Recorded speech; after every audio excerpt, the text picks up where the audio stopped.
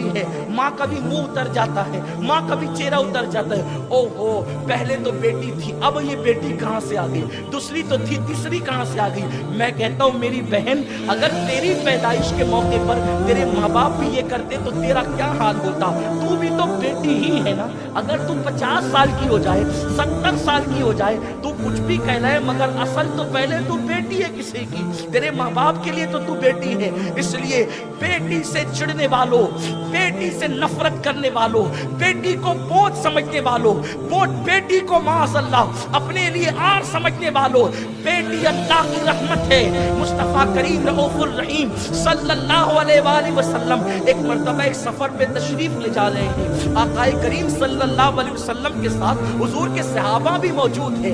आकाए करीम सल्लल्लाहु अलैहि वसल्लम ने अपनी सोबत में बिठाकर सहाबा का वो तज़किया किया था कि अब सहाबा किराम भी गैब के पर्दे से देख लिया करते थे। सहाबा की नजरों पर से भी पर्दे गैब उठ चुके थे, बाज़ मकामात पर वो भी उसका मुशाहिदा कर लिया करते थे। आकाए करीम रऊफुर रहीम सल्लल्लाहु अलैहि वसल्लम के साथ सहाबा जा रहे हैं। जाते हुए सहाबा ने अर्ज किया, या रसूल अल्लाह सल्लल्लाहु अलैहि वसल्लम, हमारे माँ बाप आप पे कुर्बान, मेरे आका इस घर से नूर छन छन के निकल रहा है। या रसूल अल्लाह, इस घर से नूर छन के क्यों निकल रहा है? तो अल्लाह के हबीब ने फरमाया, गैब दा नबी ने फरमाया, जाके मालूम करो, या तो इस घर में किसी यतीम की परवरिश हो रही होगी, या तो इस घर में बेटी की विलादत हुई होगी। आप गौर फरमाएं, जिस घर में बेटी की विलादत होती है उस घर से अल्लाह का नूर छन करके निकलता है। आप गौर करें, ये बेटे की विलादत पर नहीं है। बेटा ज्यादा से ज्यादा दुनिया की दौलत कमा के दे सकता है, बेटा ज्यादा से ज्यादा दुनिया में तुम्हारा नाम बुलंद कर सकता है। यकीनन बेटे की भी अहमियत है, बेटा ज्यादा से ज्यादा तुम्हारी नस्ल की बका का जरिया हो सकता है, लेकिन रहमत खुदा जिससे मिलती है उसे बेटी कहते हैं। जन्नत की बशारत जिससे मिलती है उसे बेटी कहते हैं। मुस्तफा जाने रहमत का कुर्ब जिससे मिलता है उसे बेटी कहते हैं। दुनियादार मुमकिन है उसके नजदीक अहमियत ना हो कि नबी का कुर्ब मिलता है, जन्नत मिलती है, रहमत की बशारत मिलती है, जन्नत का मुस्तैद जाफिजा मिलता है।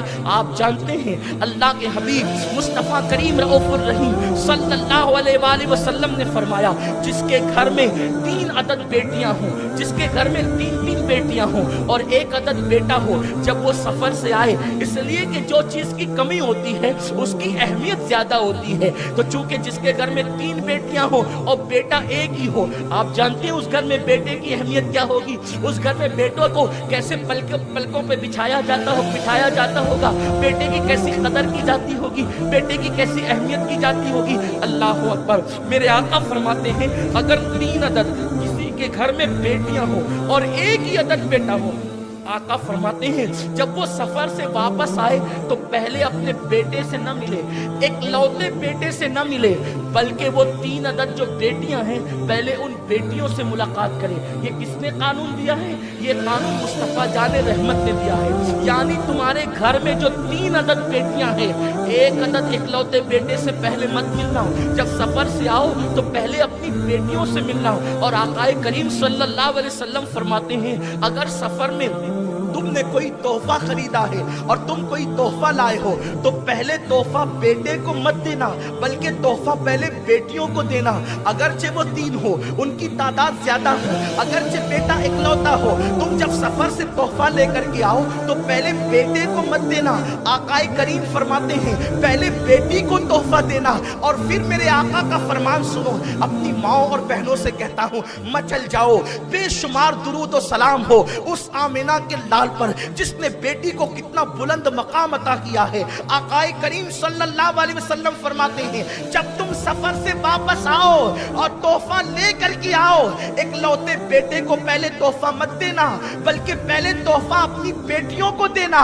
आका फरमाते हैं उसकी वजह यह है, अगर तुमने पहले बेटे को तोहफा दिया तो बेटियों का दिल बड़ा नाजुक होता है, बेटियों का दिल बड़ा कमजोर होता है, उनका दिल दुख जाएगा, उनका दिल टूट जाएगा। और आका फरमाते हैं जिसने अपनी बेटी का दिल तोड़ दिया उसने मुझ मोहम्मद का दिल तोड़ दिया।